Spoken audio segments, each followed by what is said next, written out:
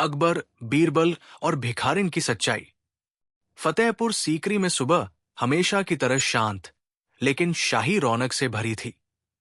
लाल पत्थरों से बनी इमारतें सूरज की पहली किरणों में चमक रही थी। महल में सैनिकों की चालें, रसोई से आती महक और दूर से आती प्रार्थनाओं की आवाज, सब मिलकर एक अद्भुत माहौल बना रही थी। इसी माहौल में सम्राट अकबर रोज की तरह दरबार में आने की तैयारी कर रहे थे, लेकिन आज उनके मन में अजीब बेचैनी थी। उन्हें यह एहसास हो रहा था कि दरबार में आज कुछ अलग होने वाला है। बीरबल पहले से ही तैयार थे। अकबर ने उन्हें देखकर पूछा, बीरबल, क्या आज कुछ खास होने वाला है? बीरबल ने मुस्कुराकर कहा, जहां आपकी नजर पहुंच जाती है वहां कुछ न कुछ तो खास हो ही जाता है, हुजूर। अकबर हल्के से मुस्कुराए, लेकिन मन की बेचैनी कम नहीं हुई। दरबार शुरू हुआ। कवियों ने अपनी रचनाएं सुनाई, संगीतकारों ने धुनें बजाई, दरबारी हंसी मजाक कर रहे थे। तभी अचानक महल के बाहर जोर जोर से शोर मचा। एक सैनिक दौड़ता हुआ आया और बोला, हुजूर, महल के द्वार पर एक भिखारिन बेहोश पड़ी है। उसने आपके नाम पर आने की बात कही है। अकबर चौंक पड़े। मेरे नाम पर? बीरबल ध्यान से सुन रहे थे। भिखारिन बेहोश, राजमहल के बाहर, और वह भी बादशाह के नाम पर? अकबर ने आदेश दिया, उसे तुरंत अंदर लाओ। लेकिन सावधानी से। कुछ देर बाद दो सैनिकों ने एक कमजोर, थकी हुई, मैले कपड़े पहने महिला को अंदर लाया। उसका चेहरा धूप से जला हुआ था, बाल बिखरे हुए, पैरों में चप्पल भी नहीं। वो होश में थी, लेकिन बहुत कमजोर। महल के बीच में पहुंचते ही वो कांपते हुए बोली, जहांपनाह, मेरी बात सुन लीजिए, मेरी जान पर बनी है। दरबार में सन्नाटा छा गया। अकबर ने धीरे से पूछा, तुम कौन हो? मेरे नाम पर क्यों आए हो? भिखारिन ने कांपते हुए कहा, मैं सच बताने आई हूं। लेकिन लेकिन मुझे भरोसा चाहिए कि मेरी बात सुनकर मुझे मार नहीं दिया जाएगा। अकबर ने कहा, तुम्हें कोई नुकसान नहीं होगा, सच बताओ। भिखारिन ने धीमी आवाज में कहा, हुजूर, मेरी जिंदगी एक राज छिपाए हुए है। ऐसा राज जिसे अगर मैं खोल दूं तो बहुतों की नींद उड़ जाएगी। सभी लोग चौंक गए। एक भिखारिन और इतना बड़ा दावा। बीरबल ने उसे देखकर सोचा, इसके पीछे जरूर कोई गहरी बात है। अकबर ने पूछा, तुम्हें किससे खतरा है? भिखारिन ने डर से चारों तरफ देखा और बोली, उनसे जो महल के अंदर ही है। दरबार में फुसफुसाहट शुरू हो गई। महल के अंदर? कौन? अकबर गंभीर हो गए। उन्होंने तुरंत दरबार खाली करने का आदेश दिया। सिर्फ अकबर, बीरबल और दो विश्वस्त सैनिक रह गए। अब माहौल शांत था। अकबर ने कहा, अब बताओ, तुम्हें किससे खतरा है? भिखारिन कुछ देर तक चुप रही, फिर बोली, मुझे उन लोगों से खतरा है जो अपनी असलियत छुपाकर महल में बड़े ओहदे पर बैठे हैं। हुजूर, मैं इन लोगों की असलियत जानती हूं, और वही बात मेरी जान ले सकती है। अकबर ने भौहें चढ़ाई। तुम कौन हो जो इतना सब जानते हो? भिखारिन की आंखों में आंसू भर आए। वो बोली, मैं कोई साधारण भिखारिन नहीं हूं। मैंने कभी आलीशान महल में जिंदगी बिताई है, लेकिन एक दिन में सब कुछ छीन लिया गया। यह सुनकर बीरबल का ध्यान उस पर और गहराया। किसने छीना? बीरबल ने पूछा। भिखारिन ने अकबर की तरफ देखा और बोली, आपके ही दरबार के कुछ लोग। अकबर क्रोधित हो गए। नाम बताओ। भिखारिन ने होंठ काटे, घबराई, और फिर बोली, अगर नाम अभी बता दिया तो मैं आज रात भी जिंदा नहीं रह पाऊंगी। अकबर ने शांत रहकर कहा, तुम्हें मेरी सुरक्षा मिली है, तुम सच बता सकती हो। भिखारिन ने धीमे स्वर में कहा, उनमें से एक का नाम से शुरू होता है, दूसरे का नाम र से। अकबर और बीरबल दोनों चौंक गए। अकबर के दरबार में अ और र से शुरू होने वाले नाम बहुत से थे। भिखारिन ने आगे कहा, मैंने बड़ी भयानक चीजें देखी हैं। ऐसे कागज, ऐसी बातें जिन्हें कोई सोच भी नहीं सकता। बीरबल ने पूछा, किस तरह की बातें? भिखारिन ने उत्तर देने से पहले चारों तरफ देखा और डर से कांपने लगी। बातें जो राज को हिला सकती है।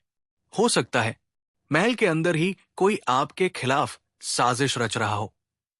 अकबर और बीरबल दोनों स्तब्ध रह गए। बीरबल भिखारिन के चेहरे को गौर से देख रहे थे। उनमें कुछ खास था। उनका बोलने का अंदाज किसी साधारण महिला जैसा नहीं था। बीरबल ने उससे पूछा, तुमने ये सब कैसे देखा? किस तरह की जगहों तक पहुंच गई थी तुम? भिखारिन ने जवाब दिया, कभी मैं इस महल में रहती थी, एक ऐसे व्यक्ति के साथ जिसकी पहचान मैं अभी नहीं बता सकती। अकबर की आंखें फैल गई। महल के अंदर? कौन था वो? भिखारिन ने कहा, वो व्यक्ति बहुत ऊंचे पद पर था, लेकिन उसे भी एक दिन धोखा दिया गया और उसी धोखे में मेरी जिंदगी भी उजड़ गई। अब तक इस महिला ने अपनी पहचान पूरी तरह नहीं बताई थी, लेकिन उसका दर्द और डर दोनों असली लग रहे थे। अकबर ने उससे पूछा, क्या तुम इस महल में किसी छिपे हुए खजाने, गुप्त दस्तावेज या किसी साजिश के बारे में बताने आए हो? भिखारिन ने कहा, हाँ हुजूर, लेकिन सच एक बार में नहीं बताया जा सकता। कुछ बातें ऐसी हैं जिन्हें बिना सबूत बताए तो आप भी विश्वास नहीं करेंगे, और कुछ सबूत ऐसे हैं जो आपके ही दरबार के लोगों के पास है। बीरबल का दिमाग अब तेजी से चल रहा था। उन्होंने भिखारिन से पूछा, अगर तुम्हें किसी से खतरा है तो वे लोग अभी तक तुम्हें रोकने क्यों नहीं आए? भिखारिन ने गहरी सांस ली और कहा, आए थे। मैंने उनसे बचने के लिए ही भिखारिन का भेष बनाया। मैं कई दिनों से छुपाती महल तक पहुंची हूं। अकबर ने पूछा, तुम्हारा असली रूप कैसा है? क्या तुम सच में कोई उच्च पद वाले घराने से थी? भिखारिन ने कहा, हां, लेकिन मैं अपना पुराना नाम नहीं बता सकती। अगर मैंने नाम बताया तो कुछ लोग आपके सामने भी झूठी कहानियां बनाकर मुझे गुनाहगार साबित कर देंगे। अब बात और उलझ गई थी, लेकिन बीरबल ने कहा, अगर तुम सच में सच बताना चाहती हो तो तुम्हें अपना नाम बताना ही होगा। भिखारिन चुप रही। अकबर ने धीमे स्वर में कहा, हम तुम्हारे साथ अन्याय नहीं होने देंगे। मैं वचन देता हूं। भिखारिन की आंखों में उम्मीद की किरण दिखी, लेकिन वो फिर भी बोली, अभी नहीं, मेरा नाम अभी नहीं। अभी बातचीत चल ही रही थी कि बाहर से अजीब सी आवाज आई, जैसे कोई भारी चीज गिर गई हो। अकबर और बीरबल तुरंत चौकन्ने हो गए। एक सैनिक दौड़ता हुआ आया, हुजूर, महल के बाहर दो अज्ञात लोग भागते हुए देखे गए हैं। उनके चेहरे ढके हुए थे। अकबर ने आदेश दिया, उन्हें पकड़ो। लेकिन जब तक सैनिक बाहर पहुंचे वे लोग गायब हो चुके थे। बीरबल ने भिखारिन की ओर देखा, लगता है तुम्हारी बातें झूठ नहीं हैं। भिखारिन बोली, मैंने कहा था, वे लोग मुझे चुप कराना चाहते हैं। अकबर अब और भी गंभीर हो गए। ये कोई छोटी बात नहीं थी। महल के बाहर संदिग्ध लोग, एक भिखारिन पर हमला और महल के अंदर से जुड़े नाम, सब कुछ किसी बड़ी साजिश की ओर इशारा कर रहा था। बीरबल ने गौर किया कि भिखारिन अपनी फटी हुई चादर में कुछ छुपा रही है। उन्होंने पूछा, तुम्हारे पास क्या है? भिखारिन घबरा गई। नहीं, कुछ नहीं। बीरबल ने नर्म आवाज में कहा, अगर तुम हम पर भरोसा करती हो तो जो भी तुम्हारे पास है उसे दिखाओ, तभी हम तुम्हारी मदद कर पाएंगे। भिखारिन कुछ देर तक सोचती रही, फिर धीरे धीरे अपनी चादर के भीतर से एक छोटी पुरानी थैली निकाली। अकबर ने पूछा, इसमें क्या है? भिखारिन बोली, सच का पहला हिस्सा। बीरबल ने थैली खोली। अंदर सिर्फ एक कागज था, बहुत पुराना, नमी से खराब और कोनों से फटा हुआ, लेकिन उसमें कुछ शब्द लिखे थे। शब्द अस्पष्ट थे, लेकिन कुछ शब्द साफ पढ़े जा सकते थे। खतरा, अंदर का व्यक्ति, झूठी गवाही, सबूत महल में, नाम छुपाए रखो। बीरबल चौंक गए। ये किसने लिखा था और किसके लिए? भिखारिन ने कहा, ये कागज किसी ने मेरी झोपड़ी में फेंका था। लिखने वाला कौन था मुझे नहीं पता, लेकिन इसके आने के बाद मेरा पीछा शुरू हो गया। अकबर ने कागज लेकर गहराई से देखा। ये किसी बड़े राज की तरफ पहला संकेत था। अकबर ने उससे पूछा, क्या ये राज राज्य को नुकसान पहुंचाने वाला है? भिखारिन ने कहा, हां, लेकिन सबसे बड़ा नुकसान आपके भरोसे को होगा, हुजूर, क्योंकि जिन पर आप सबसे ज्यादा भरोसा करते हैं, शायद वही इसके पीछे हो। अकबर के चेहरे का रंग बदल गया, लेकिन उन्होंने खुद को शांत रखा। तुम मुझे इस साजिश के बारे में क्या बता सकती हो? भिखारिन बोली, सिर्फ इतना कि यह सब कई साल पहले शुरू हुआ था, जब मैं भी किसी के भरोसे में थी। लेकिन मुझे नहीं पता था कि मेरे ही आसपास ऐसे लोग हैं जो सब कुछ नष्ट करने की ताक में हैं। उन लोगों ने मुझे भी इस्तेमाल किया, मुझे भी धोखा दिया, और एक दिन सब कुछ खत्म हो गया। वो रोने लगी। बीरबल ने धीरे से पूछा, क्या वे लोग आज भी तुम्हारी तलाश में हैं? भिखारिन बोली, हां, और जब तक मैं पूरी कहानी नहीं बताऊंगी, मैं सुरक्षित नहीं हूं। बीरबल ने अकबर से कहा, जहां पनाह, इसे महल के भीतर रखना खतरनाक भी हो सकता है और जरूरी भी, लेकिन अगर ये सच बोल रही है तो ये हमें बहुत बड़ी साजिश पकड़ने में मदद करेगी। अकबर ने सहमति में सिर हिलाया। इसे सुरक्षित जगह पर रखो, कल सुबह ये हमसे फिर बात करेगी।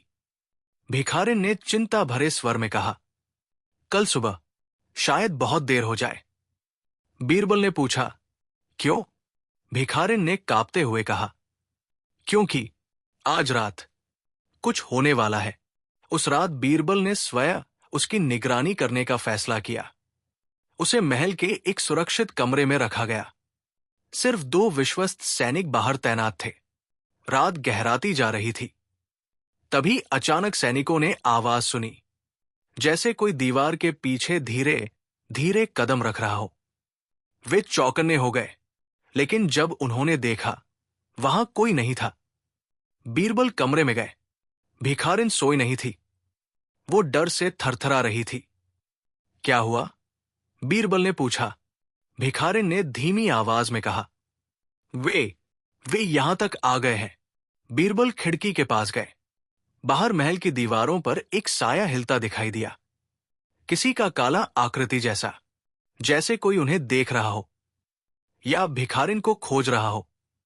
बीरबल ने सैनिकों को तुरंत बाहर भेजा, लेकिन वो रहस्यमयी साया इतनी तेजी से गायब हुआ कि कोई पकड़ नहीं पाया।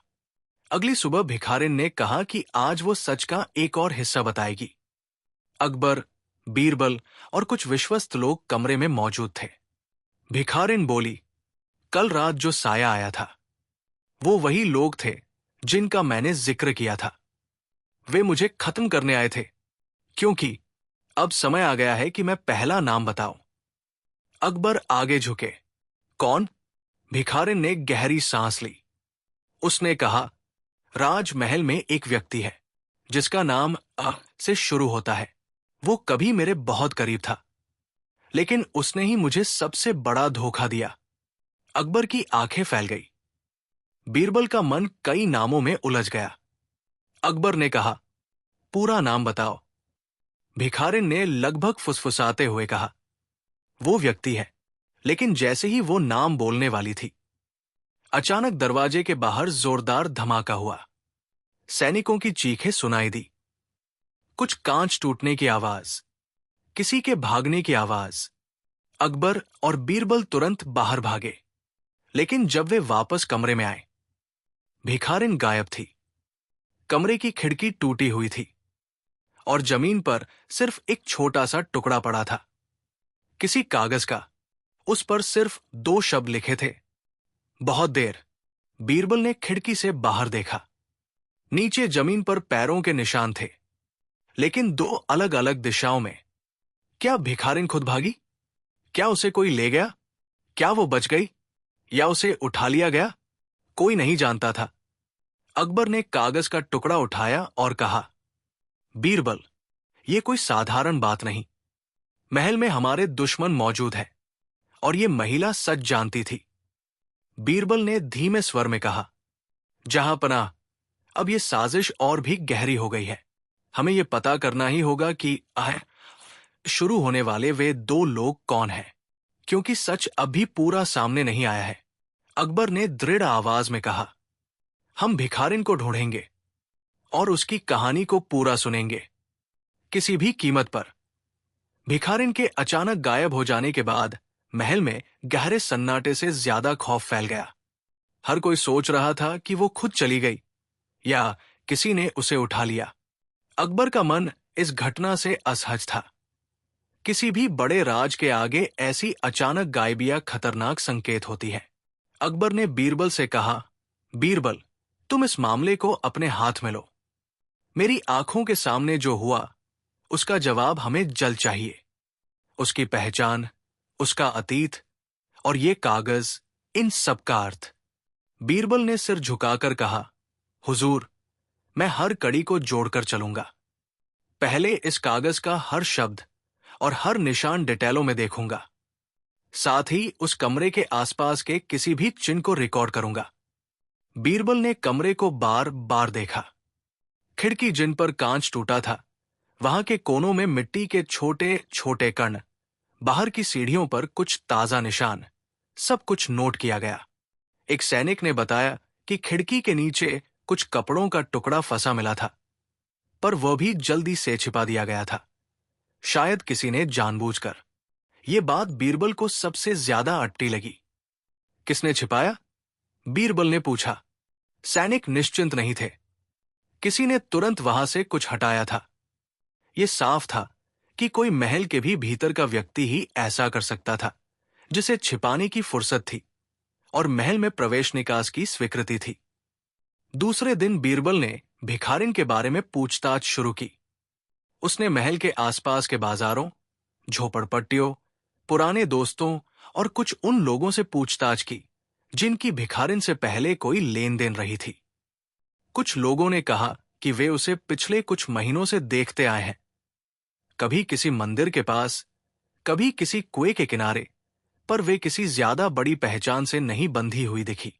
फिर एक बूढ़ी औरत मिली जो कहने लगी, हाँ बेटा, वो वही औरत है जो कुछ दिन पहले मेरे घर के पास आई थी।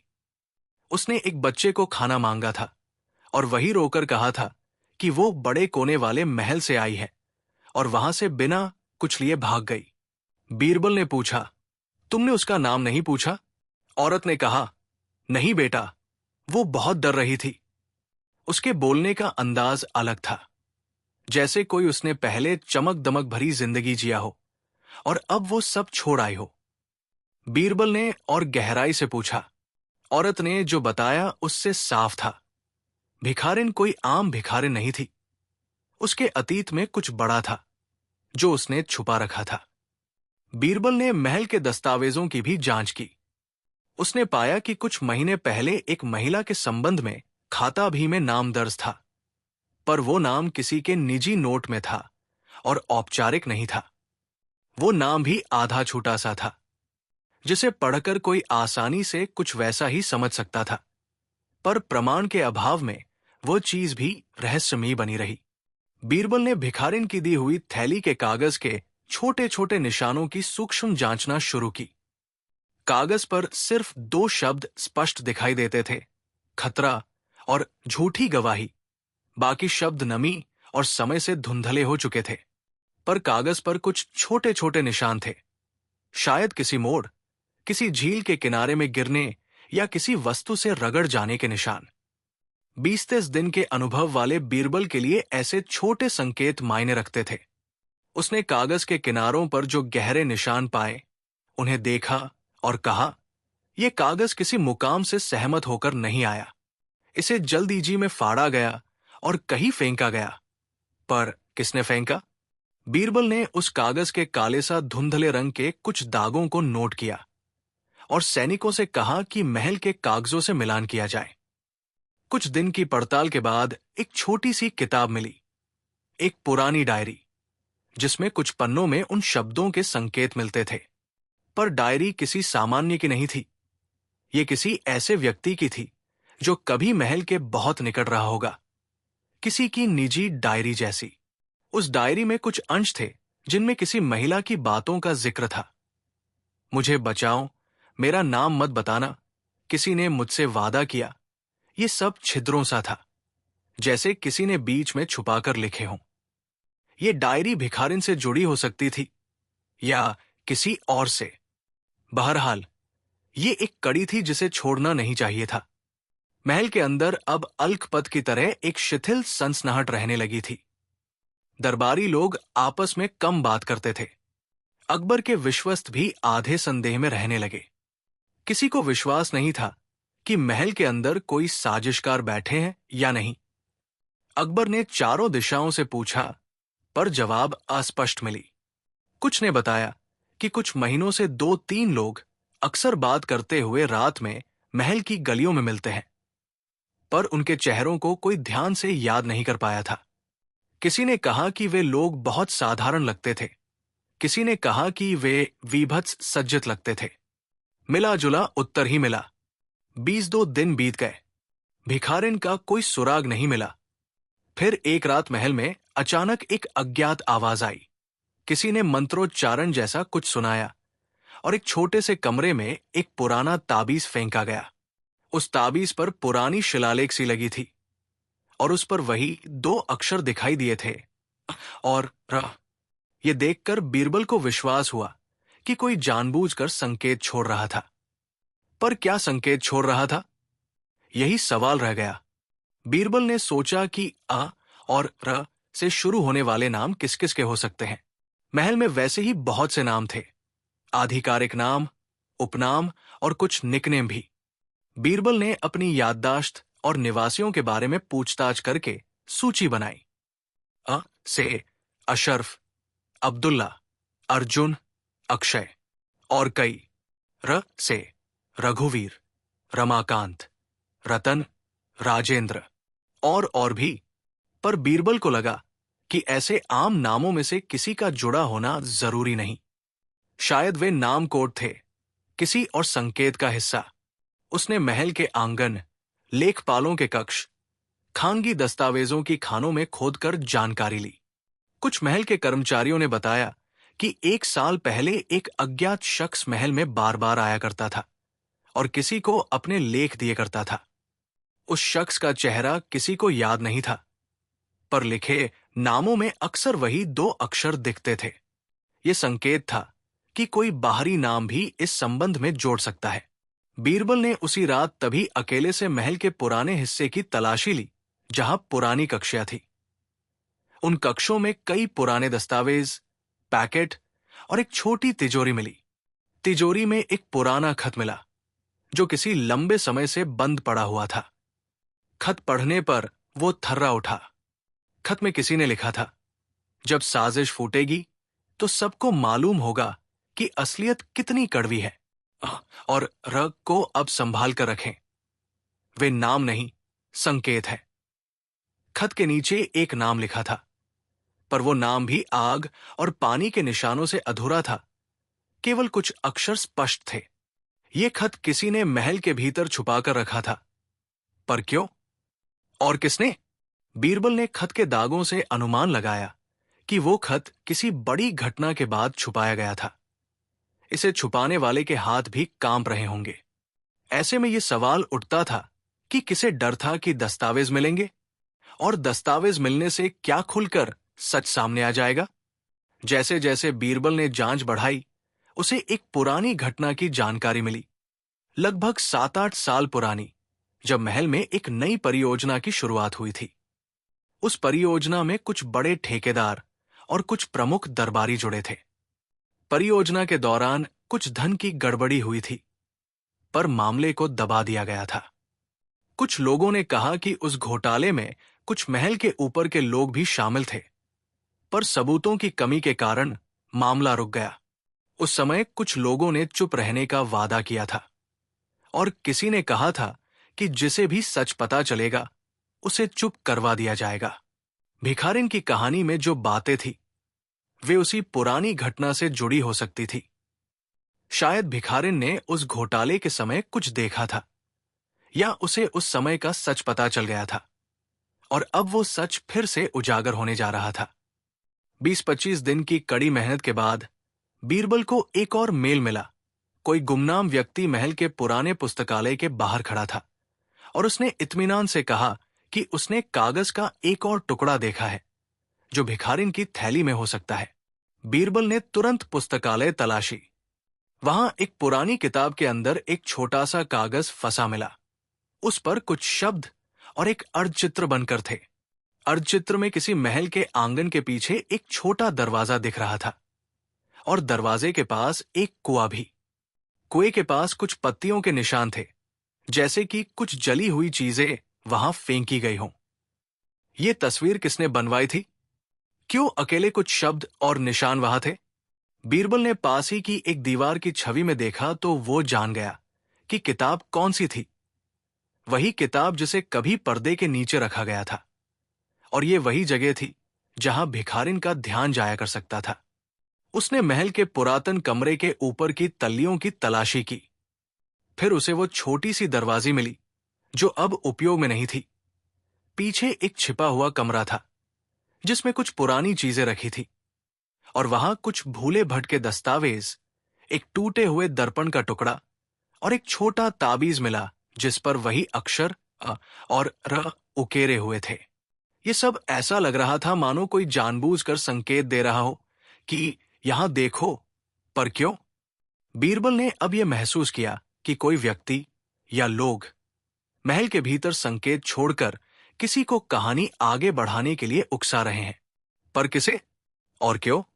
ये सब किसी को चुनौती देने जैसा था। बीरबल ने अकबर को पूरी बात बताई। अकबर ने कहा, हमें इन संकेतों को पकड़कर साफ करना होगा। जो लोग सच छुपाना चाहते हैं वे बहुत चतुराई से काम कर रहे हैं, पर हम भी चतुर हैं। अकबर ने बीरबल से कहा कि वे 2-3 विश्वस्त लोगों को मिलाकर एक छोटा दल बनाएं और गुप्त रूप से जांच कराएं। बीरबल ने भीष्म सदृश सतर्कता से कदम उठाए, पर अंदर ही अंदर उसे एक शक घेर रहा था। क्या भिखारिन सच में किसी बड़ी साजिश का हिस्सा थी, या वो खुद किसी चाल का हिस्सा थी? अक्सर आदमी जो बड़े राज जानता हो, वो खुद कटु अनुभवों से ग्रस्त होकर दूसरों को डराने की कोशिश करता है। पर बीरबल के लिए हर शक का जवाब साक्ष्यों में पाया जाना चाहिए था, न कि अटकलों में। एक रात जब बीरबल अकेले महल के पिछवाड़े में तैनात था, एक अजीब सा आदमी सामने आया। वो साधारण कपड़ों में था, पर चाल में कुछ समन्वय था। उसका चेहरा छायादार था, पर आंखों में तेजी थी। उसने बीरबल को देखा और कहा, तुम बहुत गहराई में जा रहे हो। बीरबल ने पूछा, और तुम कौन हो? आदमी मुस्कुराया, पर उसने नाम नहीं बताया। उसने कहा, कभी कभी सच जानने वाले को सबूत नहीं चाहिए, उसे सही सवाल मन में उठाने होते हैं। उसने बीरबल को एक छोटा सा शीशा दिया। शीशे के अंदर एक और छोटा सा निशान था, वही ताबीज जैसा निशान, अ और र के निशान। आदमी ने कहा, यह निशान तुम्हें बताता है कि जिस मुसीबत की तुम तलाश कर रहे हो उसकी जड़ तुमसे बहुत निकट है। पर इससे सतर्क रहो, जो लोग सच जानते हैं उन्हें अक्सर अपनी जुबान रोकनी पड़ती है। वो आदमी गायब हो गया, जैसे हवा में विलीन। बीरबल ने उस जगह की जांच की, पर कोई सुराग नहीं मिला। ये मुलाकात एक संकेत जैसा था कि कोई बीरबल को चेतावनी दे रहा था, या चेतावनी ही दे रहा था कि उसे रुक जाना चाहिए। पर बीरबल रुका नहीं। उसने सोचा कि यदि सच को छुपाने वाले खुद संकेत छोड़ रहे हैं तो वे कमजोर हैं, और कमजोर को पकड़ना आसान होता है। बीरबल ने मिलकर आसपास के कुछ लोगों से मिलकर एक बड़ी तस्वीर बनाई।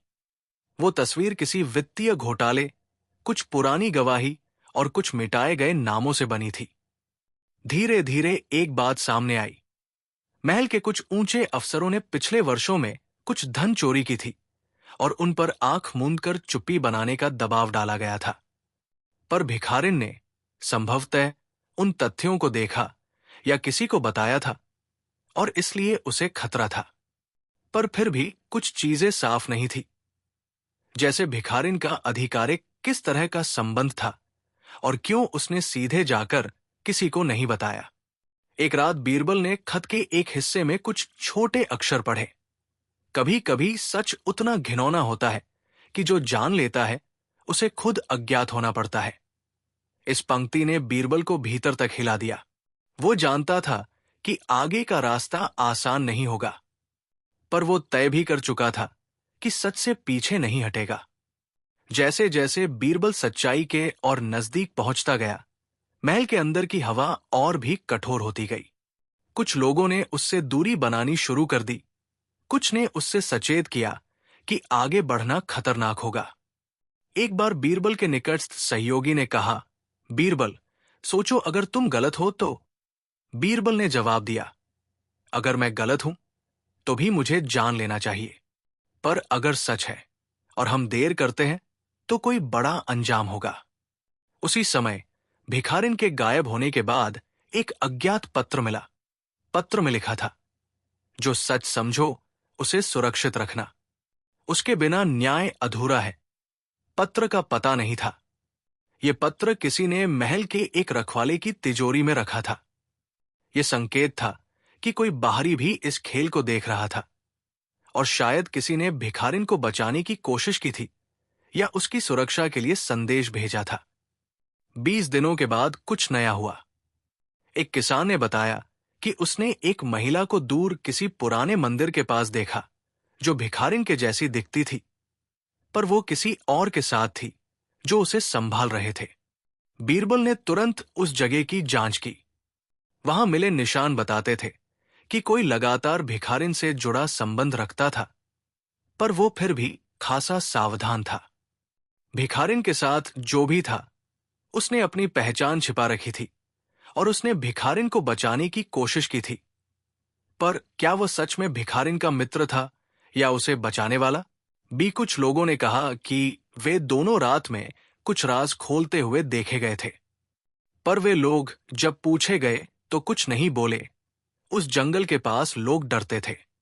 बीरबल को यह समझ में आया कि भिखारिन खुद भी किसी बड़े रहस्य का हिस्सा है और वो किसी के साथ मिलकर सच की दिशा में आगे बढ़ रही थी।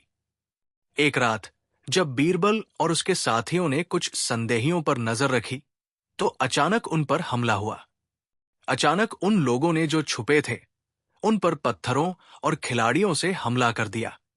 हमले के दौरान बीरबल को समझ आया कि ये काम किसी संगठन ने ही किया था जो सच को दबाने की कोशिश कर रहा था। हमला कुछ ही देर में खत्म हुआ, पर उसके निशान गहरे रहे और बीरबल को यह एहसास हुआ कि यह मामला अब किसी छोटे झगड़े जैसा नहीं रहा। यह जीवन मृत्यु का खेल बन चुका था। बीरबल के एक विश्वस्त को चोट आई, पर घायल व्यक्ति ने कहा, हमें हार नहीं माननी चाहिए। भिखारिन की जो कहानी है वो सिर्फ हमारे राज्य की शान का सवाल नहीं है, वो सच का अधिकार है। ये बात सबको झकझोर गई। अब बीरबल के सामने एक बड़ा प्रश्न खड़ा था। क्या वह सार्वजनिक रूप से इस पूरे मामले को उजागर करे? यदि उसने पूरे पर्दाफाश कर दिए तो महल के कुछ जनप्रतिनिधियों और विश्वस्तों का नाम आ सकता था और संभव है कि राज्य की शांति डिग जाए। पर दूसरी तरफ यदि उसने चुप्पी साध ली तो भिखारिन की कुर्बानी व्यर्थ हो सकती थी और गुनाहगार बचे रह सकते थे। बीरबल के लिए यह नैतिक संकट बन गया। बीरबल ने कई रातें सोकर प्रभावित निर्णय लिया। वो सच को खोजेगा, पर पहले सबूत इकट्ठे करेगा और फिर ऐसे समय पर घोषणा करेगा जब जनता की रक्षा भी सुनिश्चित हो सके। उसने अकबर को यह प्रस्ताव रखा और अकबर ने कहा, ठीक है, पर जरा भी गलती न होगी। सत्य का प्रकाश तभी सर्वोच्च होगा जब उसे सही तरीके से रखा जाए। एक महीने के बाद एक छोटा सा अनदेखा सुराग मिला, एक पन्ना जिस पर कुछ रुंधे हुए शब्द लिखे थे। उन शब्दों में लिखा था, जो सच को जानता है उसे गोपनीय रहकर काम करना चाहिए। समय आता है। इस पन्ने के पीछे एक छोटा नक्शा था। नक्शा महल के निचले हिस्से का था, जहां एक पुराना तहखाना था। बीरबल ने तहखाने की खोज की तो पाया कि वहां कुछ पुराने दस्तावेज, कुछ रजिस्टर और एक छिपा हुआ बॉक्स रखा हुआ था। बॉक्स के अंदर कुछ पुराने चिट्ठियां और कुछ पैसे के रिकॉर्ड थे, और उन चिट्ठियों में कई नाम थे। जिनमें कुछ ऐसे नाम थे जो अभी भी महल में प्रतिष्ठित थे। बीरबल ने महसूस किया कि अब उसके पास कुछ मजबूत प्रमाण है, पर वहां भी कुछ छिपा हुआ था। एक आखिरी पत्र जिसे किसी ने साफ तौर पर अप्रकाशित रखा था। उस पत्र में लिखा था, सच अब तक भी बाकी है और जो भी इसे जानेगा वह या तो बच जाएगा या कटकर चुप हो जाएगा। ये पंक्ति पढ़कर बीरबल के सीने में कांटा सा लगा। उसने सोचा, क्या सच तक पहुंचने की कीमत इतनी बड़ी होगी? बीरबल के सामने अब कई रास्ते थे, खुलकर सब उजागर करना या धीरे धीरे उन लोगों के पीछे जाते हुए सबूत इकट्ठा करके सुरक्षित समय पर सबको बताना, भिखारिन की खोज जारी रखना और अंततः ये पता लगाना कि भिखारिन कहाँ गई थी, कौन उसे बचा रहा था और आखिर वो और किसके संकेत थे। भीड़ में कुछ लोग कहते रहे कि भिखारिन ने खुद को खतरा समझकर भागने का नाटक किया, पर बीरबल जानता था कि कहीं कोई और हाथ भी इसमें हो सकता है। अकबर ने बीरबल से कहा, यह मामला अभी पूरा नहीं हुआ है, जो सच है उसे समय आकर सामने लाएंगे, पर याद रखो सत्य की राह बहुत कठोर होती है। बीरबल ने कहा, हुजूर, मैं पीछे नहीं हटूंगा, पर मैं समझता हूं कि कुछ राज ऐसे हैं जो धीरे धीरे खुलते हैं। किसी भी मामले में एक बात निश्चित है, भिखारिन ने जो देखा था वो केवल शुरुआत थी। भिखारिन को गायब हुए कई दिन बीत चुके थे। महल की हर दीवार, हर गलियारा, हर कोना एक अजीब सा डर समेटे हुए था। अब कोई भी कर्मचारी अकेले कमरे में जाना पसंद नहीं करता था। सैनिक रात की पहरेदारी और ज्यादा कर रहे थे, और अकबर, वो तो बाहर से जितने शांत दिखते थे, अंदर से उतने ही परेशान थे। बीरबल इन दिनों हर सुबह सबसे पहले महल की पिछली दीवारों की जांच करता। हर टूटे हुए कागज का टुकड़ा, हर कदम का निशान, हर दरार, वो सब ध्यान से देखता। परंतु भिखारिन का कोई सुराग किसी को नहीं मिला। बीरबल को भीतर से लगता था, भिखारिन जिंदा है, और अगर वो जिंदा है तो सच कहीं न कहीं छुपा पड़ा है। उसे सबसे ज्यादा खटक रहा था वो कागज का टुकड़ा जिस पर सिर्फ 2 शब्द थे।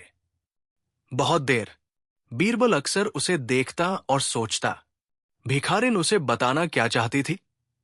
हवा में खतरों की आहट थी, और बीरबल को यह भी महसूस हो रहा था कि कोई उसे भी देख रहा है। एक रात बीरबल अकेले महल के पुराने हिस्से में जा पहुंचा।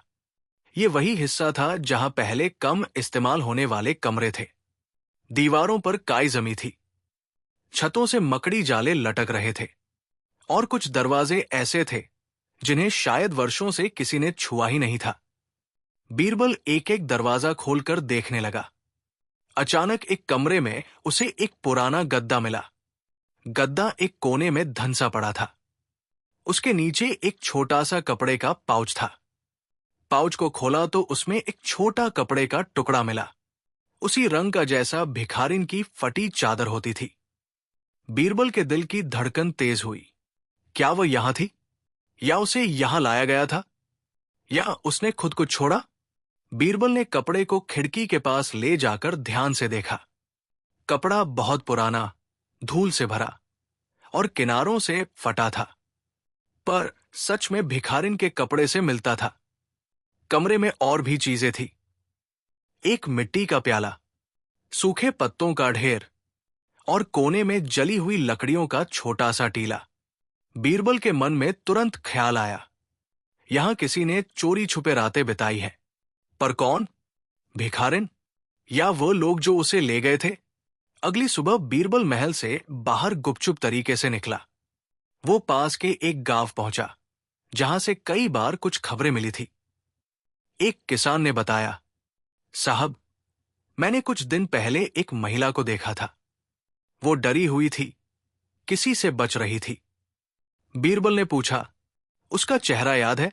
किसान बोला, नहीं, चेहरा तो नहीं, पर उसके कपड़े फटे हुए थे और ऐसा लग रहा था कि वह किसी अमीर घराने की हो, पर हालातों ने उसे भिखारिन बना दिया हो।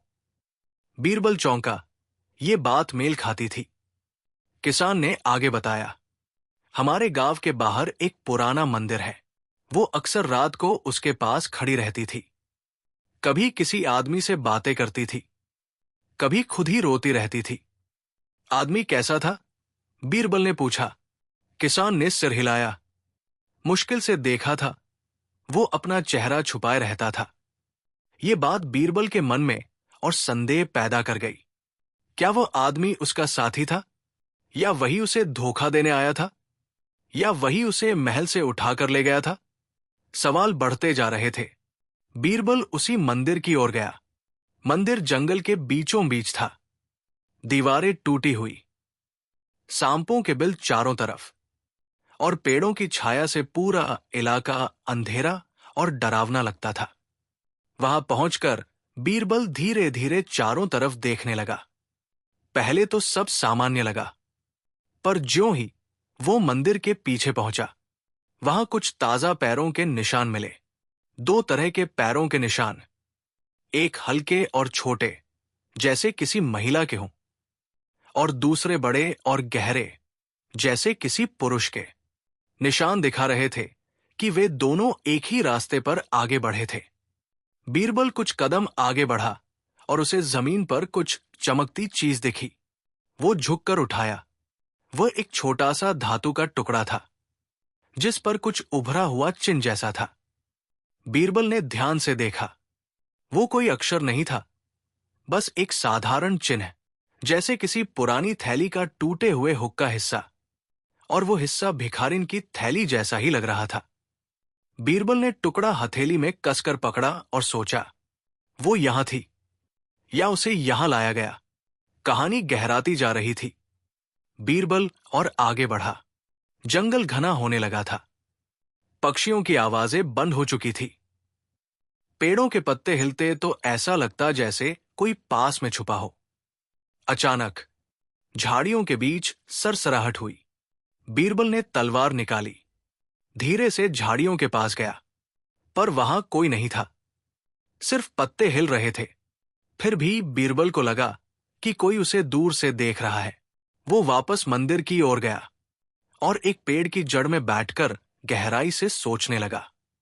भिखारिन मंदिर क्यों आई थी? वो यहां किससे मिली थी? उसने किससे बचने की कोशिश की? और क्या वो अभी भी पास कहीं छुपी है?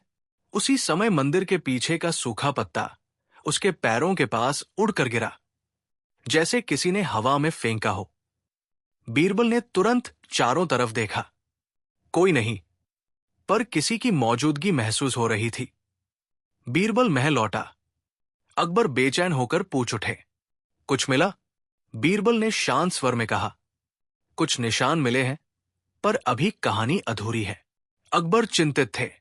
उन्होंने कहा, अगर भिखारिन सच में किसी गहरी बात को जानती थी, तो उसके गायब होने का कारण भी उतना ही डरावना हो सकता है।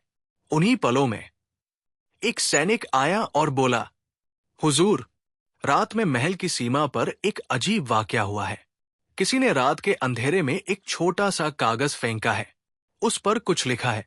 बीरबल के कान खड़े हो गए। सैनिक ने कागज बढ़ाया। कागज पर सिर्फ 3 लाइनें थी। सच्चाई करीब है, पर सावधान रहना। किसी पर भरोसा मत करना। ये किसने लिखा था और किसके लिए? अकबर ने कागज बीरबल को देते हुए कहा, यह खेल अब और खतरनाक हो गया है। कोई हमें रहस्य बताना चाहता है, पर खुद सामने नहीं आ रहा।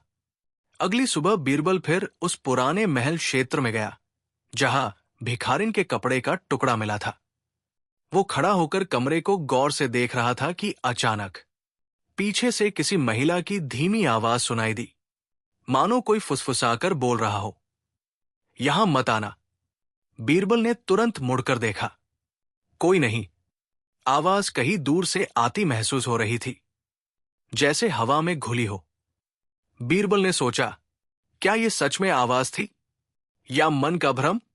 पर अगले ही क्षण कमरे की एक दीवार से धूल का एक छोटा सा गुबार गिरा, जैसे किसी ने दीवार के पीछे से उसे हल्के से छुआ हो।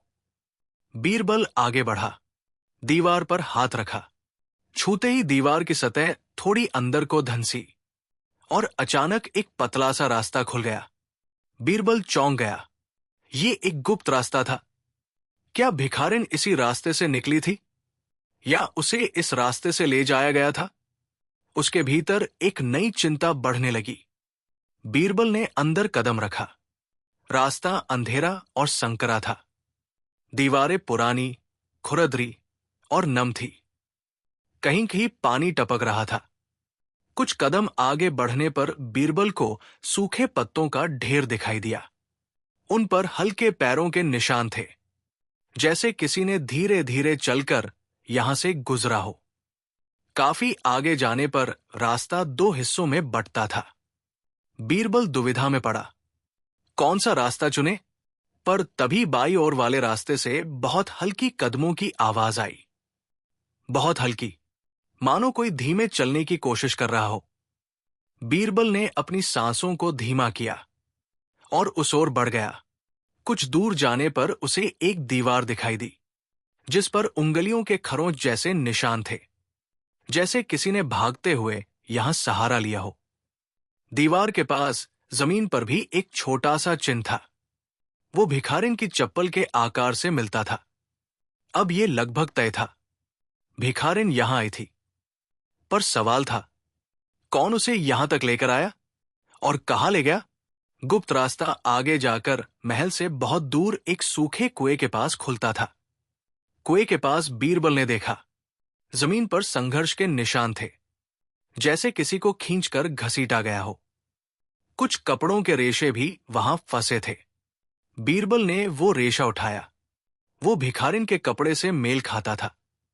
अब बीरबल को यकीन हो गया, भिखारिन को किसी ने यहां से आगे ले जाया है। उसी समय एक किसान वहां आया और बोला, साहब, कल रात यहां कुछ लोग आए थे। वे किसी को लेकर गए। मैंने छींटा सा देखा था। किसी महिला की कलाई पकड़ी हुई थी उन्होंने। वो छट्टा रही थी। बीरबल का सीना कस गया। किस दिशा में गए? उसने पूछा। किसान ने कांपते हुए बताया, जंगल की तरफ। जंगल, वही जंगल जिसमें मंदिर था। अब संकेत एक ही दिशा में जा रहे थे। बीरबल अपने दो विश्वस्त सैनिकों के साथ जंगल में गया। पेड़ इतने घने थे कि सूरज की रोशनी मुश्किल से नीचे पहुंच रही थी। हवा भारी थी और दूर कहीं किसी जानवर की दबीदबी आवाज सुनाई दे रही थी। कुछ किलोमीटर चलने पर बीरबल को एक पेड़ के नीचे कुछ जली हुई लकड़ियां दिखी। उनके पास एक मिट्टी का टूटा हुआ घड़ा पड़ा था। घड़े के अंदर सूखे पत्ते और राख मिली, मानो किसी ने जल्दबाजी में कुछ जलाया हो। राह और आगे जाती थी। कुछ दूर एक छोटी पगडंडी थी, जिस पर पैरों के निशान साफ दिख रहे थे। बीरबल ने गहराई से देखा, एक महिला के पैरों के निशान और दो पुरुषों के निशान। तीनों निशान जंगल के हृदय में उतरते जा रहे थे। पेड़ों की शाखाएं धीरे धीरे सरसराने लगी, जैसे वे भी कुछ बताना चाहती हों।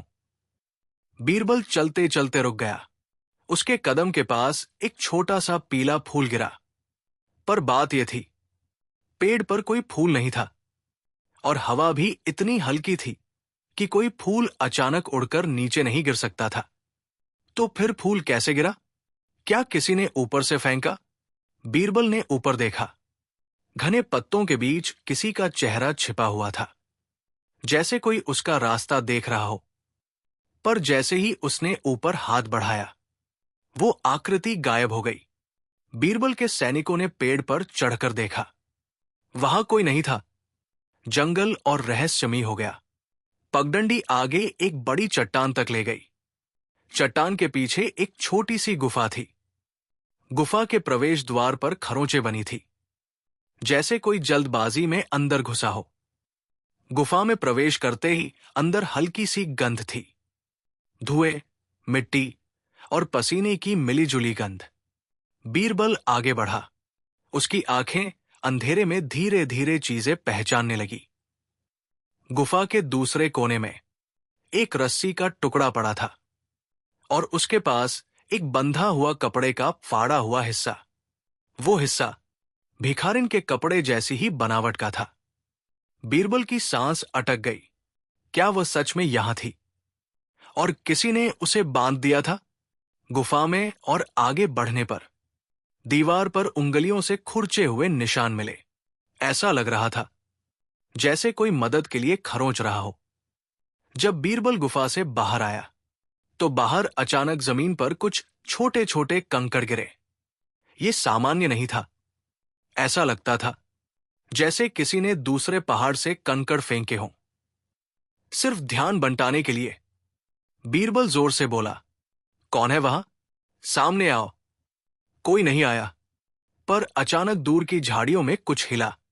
बीरबल और सैनिक वहां दौड़े, पर झाड़ी के पीछे सिर्फ टूटी हुई टहनियां मिली।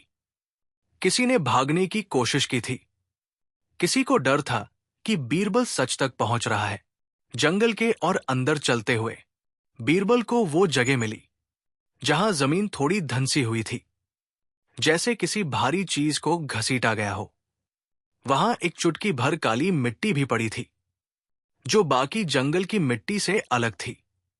बीरबल ने उसे सूंघा। वो मिट्टी किसी खेत की नहीं थी, वो शहर की मिट्टी जैसी थी। इसका मतलब था भिखारिन को ले जाने वाले लोग शहर की तरफ से आए थे। शहर से जंगल में आए, उसे यहां छुपाया और फिर आगे ले गए। लेकिन कहा, निशान जंगल से बाहर निकलकर एक पुरानी सड़क की ओर जाते थे और सड़क के किनारे एक बहुत पुराना सराय, धर्मशाला था।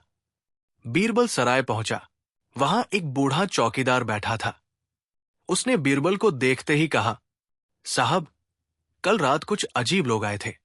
उनके साथ कोई और भी था, जैसे किसी को उठाकर लाए हों। बीरबल ने तुरंत पूछा, कहाँ ले गए उसे? चौकीदार बोला, अंदर वाले कमरे में ले गए थे, पर सुबह होते ही चले गए। बीरबल कमरे में पहुंचा। कमरा पूरी तरह अस्त व्यस्त था, जैसे किसी ने जल्दबाजी में चीजें गिराई हों। एक तख्ते पर धूल थी, पर उस पर बैठने का ताजा निशान था। कमरे की दीवार पर किसी नाखून से लिखा एक शब्द था, मदद। बीरबल का दिल कांप गया। ये लिखावट महिला जैसी थी, यानी भिखारिन यही थी। अचानक सराय की छत से धूल गिरी। फिर एक भारी पत्थर दीवार से टकराया और अगले ही क्षण 2 नकाबपोश लोग सराय के दरवाजे से कूद पड़े। उनके हाथ में लकड़ी की छड़ें थी। वे बीरबल और सैनिकों पर टूट पड़े। बीरबल ने तलवार निकाली और सैनिकों ने तुरंत मोर्चा संभाला। लड़ाई बहुत छोटी थी। नकाबपोश लोग जैसे जानबूझकर लड़ाई हारना चाहते थे या सिर्फ ध्यान भटकाना चाहते थे। वे कुछ ही क्षणों में जंगल की ओर भाग गए। बीरबल उनका पीछा करना चाहता था, पर सराय के पीछे रास्ता कई सौ मीटर में घने कांटों से भरा था। नकाबपोश लोग गायब हो गए और सराय में वही सन्नाटा फिर लौट आया। कमरे में वापसी पर बीरबल ने दीवार पर कुछ और हल्के निशान देखे। वे किसी नाम, संख्या या गुप्त संकेत जैसे नहीं थे, बस अजीब से रेखाएं थी, जैसे किसी ने थरथराते हाथों से उन्हें बनाया हो। पर उनमें एक पैटर्न था। रेखाएं हमेशा एक ही दिशा में झुकी थी, जैसे भिखारिन किसी तरफ इशारा कर रही हो। बीरबल ने उस दिशा में देखा। वो सराय के पीछे का रास्ता था, जो और गहरे जंगल में जाता था। अब रहस्य और आगे जा रहा था। जंगल का यह हिस्सा और ज्यादा घना और ज्यादा शांत और ज्यादा डरावना था। तीनों दिशाओं से झाड़ियां रास्ता रोकती थी। सिर्फ बीच में एक संकरी पगडंडी थी, जिस पर किसी के ताजा कदमों के निशान थे। बीरबल ने उन निशानों को गौर से देखा। निशान उसी पुरुष के थे जिसने सराय में हमला किया था, यानी वे लोग भिखारिन को ले जाने वालों के ही साथी थे। कुछ ही दूरी पर एक छोटा सा झरना था, जिसके पास मिट्टी गीली रहती थी। यहां पैरों के निशान और भी साफ थे। बीरबल आगे बढ़ने ही वाला था कि उसे एक कागज का कोना दिखाई दिया। कागज गीला होकर आधा मिट चुका था, पर उस पर एक ही लाइन पढ़ी जा रही थी, मुझे यहां मत ढूंढना। बीरबल स्तब्ध रह गया। क्यों मत ढूंढना? क्या भिखारिन मजबूरी में भागी, या उसे किसी ने ऐसा कहने को मजबूर किया, या ये सब एक भ्रम था? बीरबल ने सिर उठाकर आसमान की ओर देखा। पेड़ इतने ऊंचे थे कि आसमान दिखाई नहीं दे रहा था। उसने सोचा, अगर वो यहां है तो वो मुझसे बच क्यों रही है? तभी कहीं दूर से बहुत हल्की सी रोने की आवाज आई। इतनी हल्की कि अगर बीरबल ध्यान न देता तो शायद वो सुन भी नहीं पाता। आवाज जंगल के सबसे अंधे हिस्से से आ रही थी। सैनिक भी रुक गए। बीरबल ने हाथ उठाया। संकेत था, शांत। वे आवाज की दिशा में बढ़े। जंगल उन्हें निगल रहा था। कुछ मिनट के बाद वे एक बहुत छोटी झोपड़ी के पास पहुंचे, जो सूखी टहनियों और पत्तों से बनी थी। झोपड़ी की हालत बुरी थी, जैसे कोई उसे जल्दी में छोड़ गया हो। उसके पास जमीन में कुछ गोल निशान थे, मानो वहां किसी भारी बर्तन या डिब्बे को रखा गया हो। झोपड़ी के अंदर कुछ पुराने कपड़े और टूटे हुए मिट्टी के बर्तन थे, और बीच में जमीन पर एक पांव का निशान था। महिला का। बीरबल का दिल धड़क उठा। ये भिखारिन का ही था। पर वो कहाँ गई? तभी एक सैनिक ने इशारा किया। साहब, दीवार के पीछे देखिए। बीरबल झोपड़ी की दीवार के पीछे गया, और वहां भिखारिन के पैरों के 2 और निशान थे। और फिर अचानक वहां से कोई निशान गायब हो गया। ऐसा लगा जैसे उसे अचानक उठाकर किसी ने हवा की तरह कहीं ले जाया हो। अब जंगल में हवा भी रुक गई। पत्ते हिलना बंद, पक्षियों की आवाज बंद, कीड़ों की आवाज बंद। सब कुछ इतना शांत कि लगता था जैसे जंगल सांस रोककर कुछ होने का इंतजार कर रहा है। बीरबल ने माना, यह कोई साधारण घटना नहीं है। कोई बहुत बड़ा खेल खेला जा रहा है। सैनिकों की आंखों में डर था। बीरबल ने कहा, हिम्मत रखो, हम सच पता लगाए बिना वापस नहीं जाएंगे। वे आगे बढ़े। अचानक पीछे किसी ने पेड़ की टहनी तोड़ी। सभी चौंके। बीरबल पलटा, पर कुछ नहीं था। फिर सामने वाले पेड़ के पत्ते हिले, पर हवा नहीं चल रही थी। किसी की मौजूदगी महसूस हो रही थी। बहुत धीमी आवाज आई, मानो किसी ने फुसफुसाया हो। मत आओ। आवाज महिला की थी। वही आवाज जो पुराने कमरे के पीछे सुनी थी, वही जो गुप्त रास्ते में सुनी थी, वही भिखारिन की आवाज। बीरबल आगे बढ़ा, पेड़ के पीछे झांका, पर कोई नहीं। फिर आवाज आई, बहुत धीमी, बहुत डरी हुई, मैं यहां हूं, पर मुझे मत ढूंढो। बीरबल की सांस रुक गई। भिखारिन सच में आसपास थी, पर वो सामने क्यों नहीं आती? क्यों चाहती है कि कोई उसे न ढूंढे? कौन है जो उसे रोक रहा है? पेड़ की छाल पर उंगलियों से खुरचा हुआ एक संदेश लिखा था, वे मुझे देख रहे हैं। बीरबल ने हाथ फिराया। उंगलियों के ताजा निशान थे। भिखारिन नहीं लिखा था। पर वे कौन थे?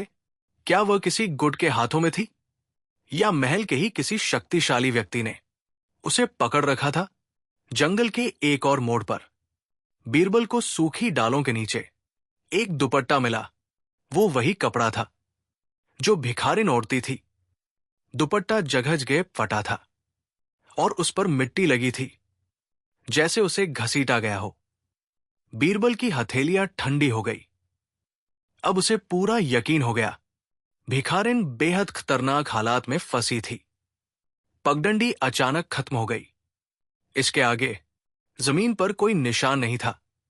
ऐसा लग रहा था जैसे यहां से उसे किसी ऊंचे स्थान पर चढ़ाकर ले जाया गया हो, या फिर किसी जानवर की तरह कंधे पर उठाकर ले जाया गया हो। बीरबल ने आसपास खोज की, पर कोई कदम निशान नहीं मिले। फिर भी एक बात साफ थी, यहां कोई आया था, यहां कोई गया था, और भिखारिन का कुछ हिस्सा यहां था, पर पूरा सच अभी बहुत आगे छुपा था। शाम होने लगी। जंगल अंधेरा होने लगा, और सैनिक भी थक चुके थे। बीरबल ने सोचा, अगर अभी अंधेरे में आगे बढ़े तो शायद वापस न लौट पाए। उसने सैनिकों से कहा, आज का दिन यही खत्म, कल सुबह नए रास्ते ढूंढेंगे। वे महल लौटने लगे, पर जंगल की सीमा तक पहुंचते ही बीरबल फिर से रुक गया। एक पेड़ पर एड़ियों के निशान थे। ऐसा लगता था जैसे कोई कुछ देर पहले ही पेड़ पर चढ़कर किसी को देख रहा हो। और पेड़ की मोटी शाखा पर हवा में लटकता एक छोटा सा कपड़ा टुकड़ा, फटा हुआ, धूल भरा, भिखारिन के कपड़े का। ये अंतिम संकेत था। वो जिंदा थी, वो पास थी, और कोई उसे ले गया था। महल लौटते समय बीरबल ने आकाश की ओर देखा और सोचा, सच अभी भी कहीं छुपा है।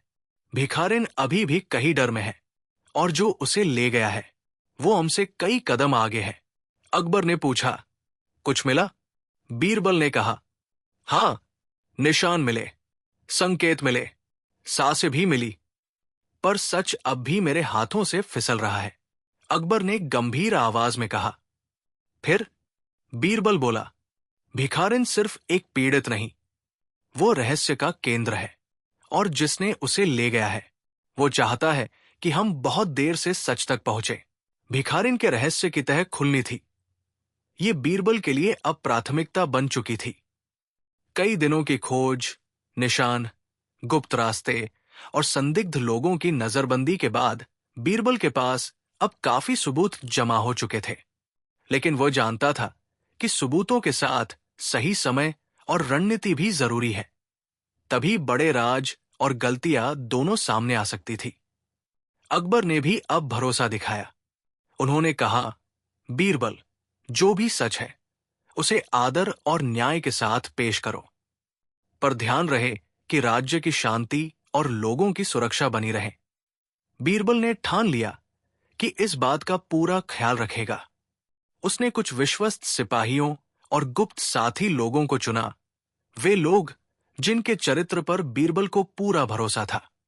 इनमें कुछ ऐसे भी थे जिन्हें किसी तरह का लाभ मिल चुका था कि वे सच बोले, इसलिए वे बिके नहीं थे। बीरबल ने योजना बनाई कि पहले भिखारिन को खोजा जाएगा, फिर वे लोग पकड़ में आएंगे और अंत में सार्वजनिक रूप से सब कुछ उजागर किया जाएगा, ताकि झूठ और सच दोनों के बीच कोई जगह न रहे।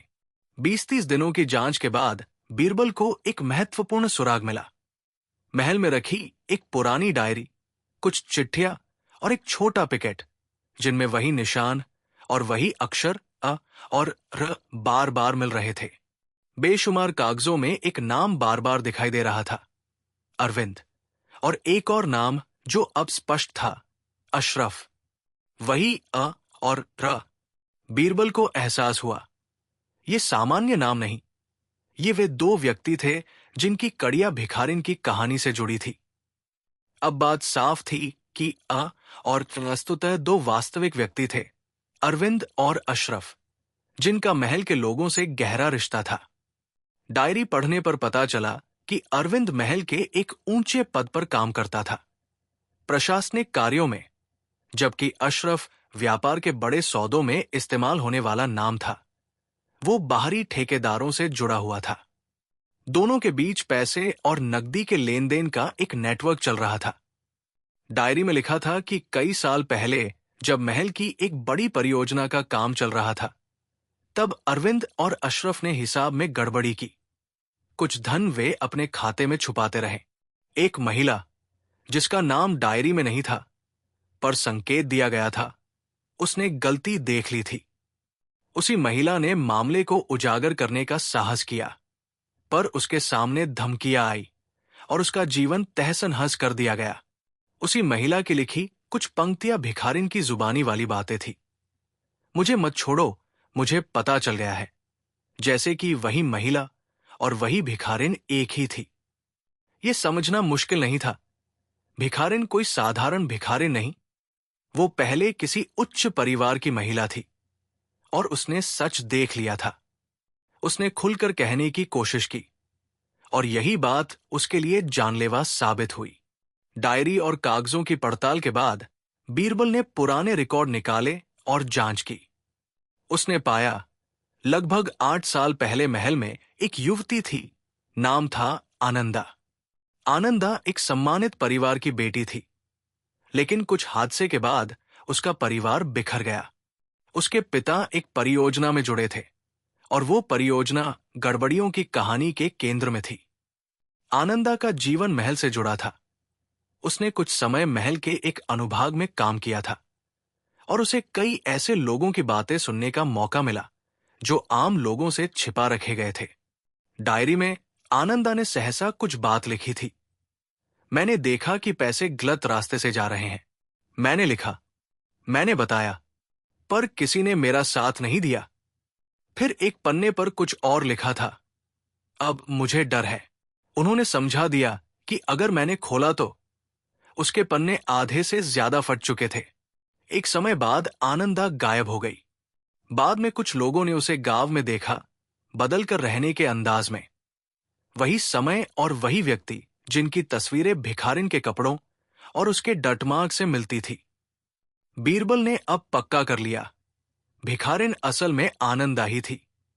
आनंदा ने अपनी पहचान छिपाकर जीवन गुजारने का फैसला किया, पर सच उसके साथ जुड़ा रहा। कई बार उसने महल से संबंधित दस्तावेजों के टुकड़े जुटाए और छुपकर किसी को संदेश भेजा, पर हर बार उसे चौंकाने के लिए कोई कुछ करता गया। जब बीरबल ने अरविंद और अशरफ के कागजों की विस्तृत जांच कराई, तो जो खुला वो कड़ा था।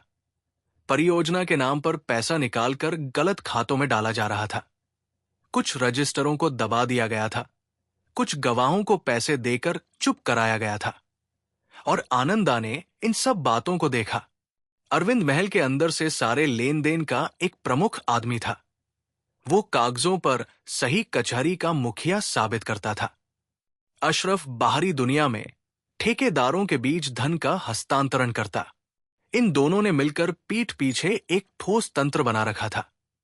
डायरी में लिखा पाया गया कि आनंदा ने एक रात अरविंद के कार्यालय के पास छुपकर कुछ बड़े रजिस्टर देखे थे।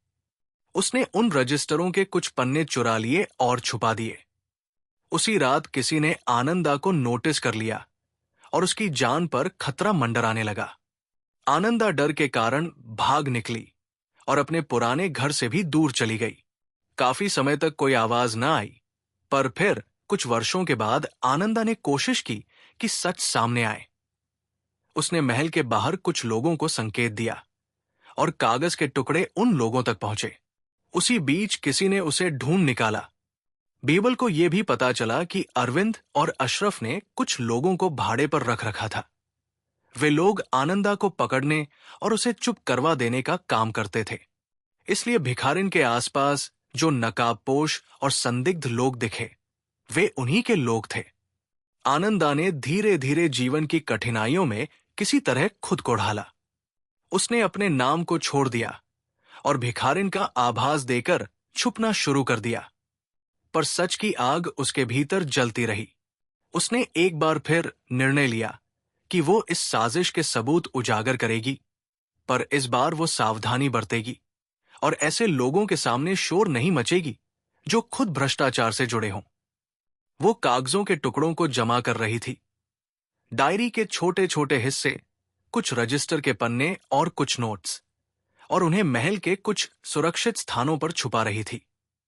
पर अफसोस, अरविंद और अशरफ ने उसकी हर चाल पर नजर रखी। एक दिन उन्होंने उसे पकड़ लिया और धमकी दी। आनंदा ने भागने की कोशिश की और फिर जो हुआ वो हमने कई बार देखे निशानों और कागजों के टुकड़ों में पढ़ा। उसे मारने की धमकी दी गई, उसे डराया गया और अंत में उसे महल से दूर भगाना पड़ा गया।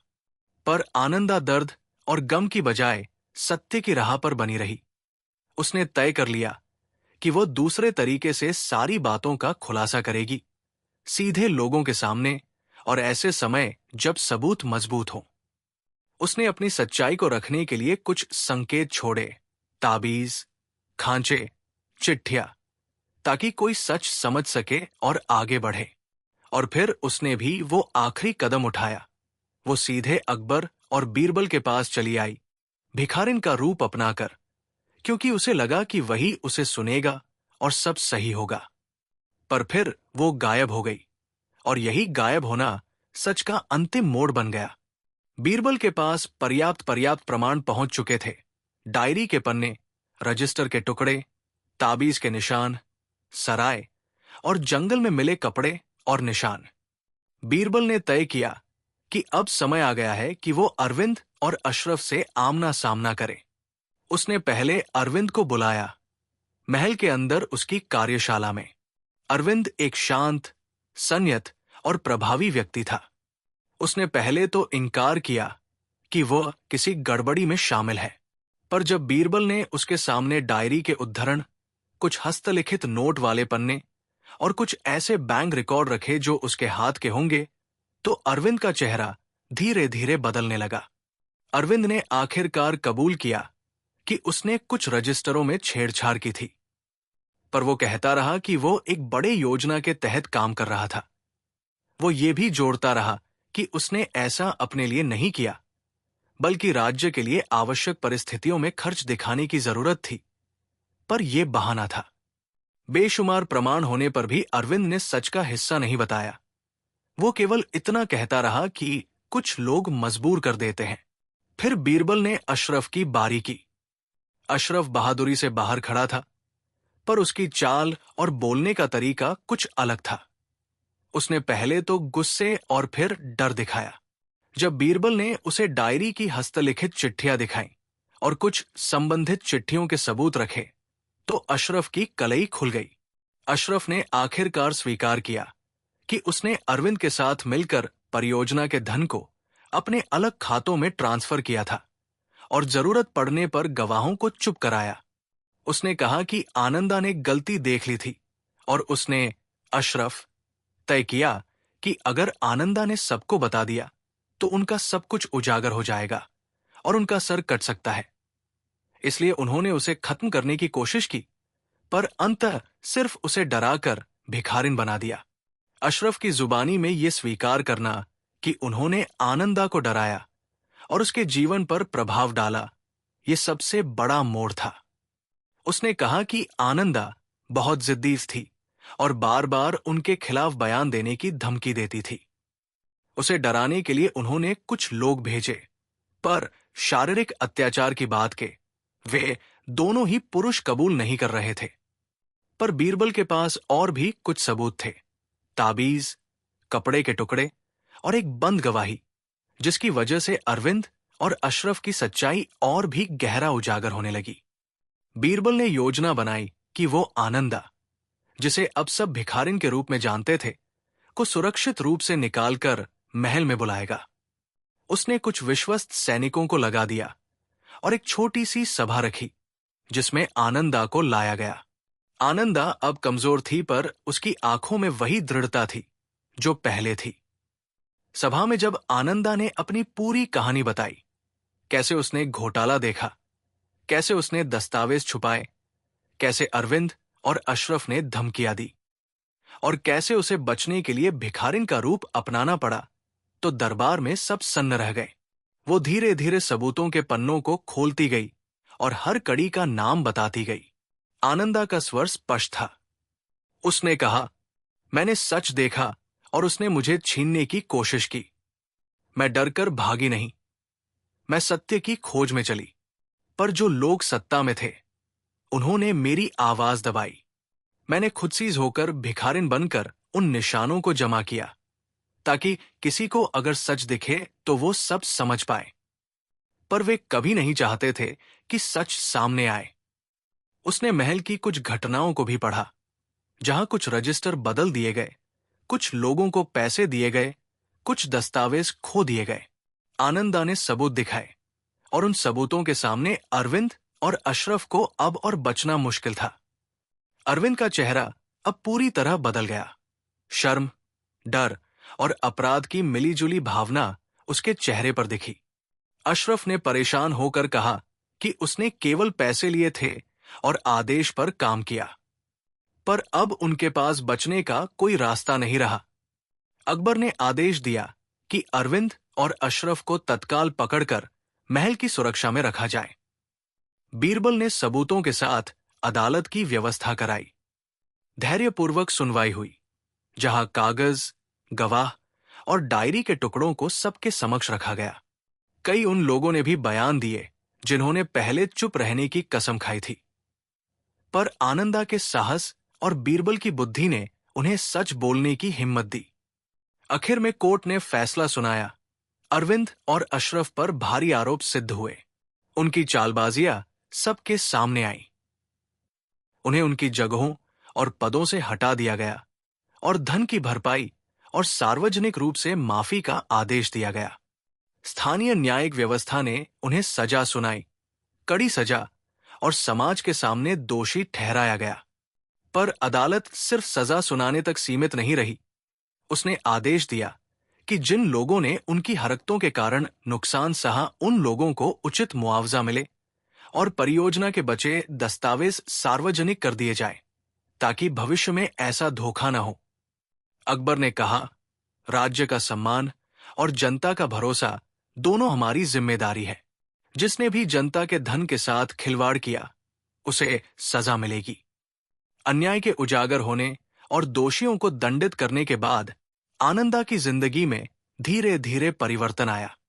महल और राज्य ने उसकी सुरक्षा का पूरा इंतजाम किया। अकबर ने आनंदा को सम्मान और नौकरी की पेशकश की, ताकि वो अपने जीवन को फिर से स्थापित कर सके। आनंदा ने पहले तो मना किया। उस दर्द और अपमान के बाद उसके मन में कई घाव थे, पर बीरबल और कुछ मित्रों की समझाइश के बाद उसने स्वीकार किया कि वो अपनी जिंदगी अब सही तरीके से जीना चाहती है। अकबर ने सार्वजनिक रूप से आनंदा से माफी मांगी, न केवल उसकी, बल्कि उन वर्षों की गलत नीतियों की वजह से जिनसे वो पीड़ित हुई थी।